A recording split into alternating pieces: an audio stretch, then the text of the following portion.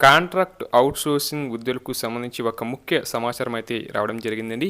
దీనికి సంబంధించి పూర్తి సమాచారంలోకైతే వెళ్ళిపోదాం.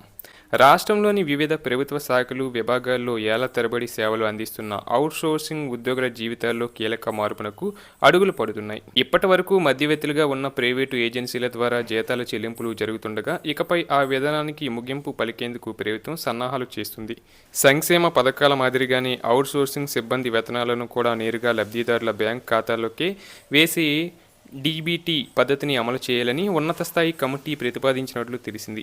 ఇప్పటివరకు ప్రభుత్వం ఏజెన్సీలకు నిధులు విడుదల చేస్తే వారు కమిషన్లు మినహాయించుకొని ఉద్యోగులకు వేతనాలు చెల్లించేవారు. ఈ క్రమంలో నెలల తరబడి జీతాలు రాక ఉద్యోగులు అల్లాడిపోయేవారు. కొన్ని ఏజెన్సీలు పీఎఫ్, ఈఎస్ఐ సొమ్మును మినహాయించుకొని కూడా సకాలంలో డిపాజిట్ చేయకపోవడం, ఉద్యోగుల వేతనాల్లో అక్రమ కోత విధించడం లాంటి ఫిర్యాదులు వెల్లువెత్తాయి. నేరుగా డీబీటీ పద్ధతి తెస్తే ఏజెన్సీల వేధింపులు, మధ్యవర్తుల ప్రాబల్యానికి పూర్తిగా చిక్కుపడనుంది. ప్రభుత్వం ప్రతి నెల నిర్ణీత తేదీన డీబీటీ ద్వారా నేరుగా ఉద్యోగస్తుల బ్యాంక్ ఖాతాలకి డబ్బులు జమ చేస్తుంది. దీనివల్ల ప్రతి నెల 1వ తేదీ లేదా మొదటి వారంలోనే వేతనాలు అందే వెసులుబాటు కలుగుతుంది. కుటుంబ పోషణ, ఇళ్ల అద్దెలు, పిల్లల చదువులు ఖర్చుల కోసం నెలల తరబడి నిరీక్షించే పరిస్థితి తప్పుతుందని అవుట్సోర్సింగ్ సిబ్బంది ఆనందం వ్యక్తం చేస్తున్నారు. ఇవే అంశాలను ఉన్నత స్థాయి కమిటీ ప్రభుత్వానికి వివరించినట్లు తెలిసింది. ఉద్యోగుల ఆధార్, బ్యాంక్ ఖాతాలు అనుసంధానించి డీబీటీ ద్వారానే వేతనాలు అందించనున్నారు. అంతేకాక పారదర్శకత కోసం ఒక డిజిటల్ పోర్టల్ ద్వారా హాజరు, వేతనాలు పర్యవేక్షించనున్నారు.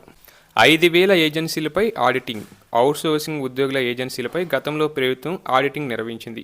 దీని పర్యవేక్షణకు 6 సభ్యులతో ఉన్నత స్థాయి కమిటీని కూడా ఏర్పాటు చేశారు. ఈ కమిటీ సుమారు 5,000 ప్రైవేటు ఉద్యోగ ఏజెన్సీలపై ఆడిటింగ్ నిర్వహించి ప్రభుత్వానికి ఓ రిపోర్టును అందజేసినట్లు సమాచారం. ఆయా ఏజెన్సీలు చేసే అక్రమాలను పూర్తిగా స్టడీ నివేదించినట్లు తెలిసింది.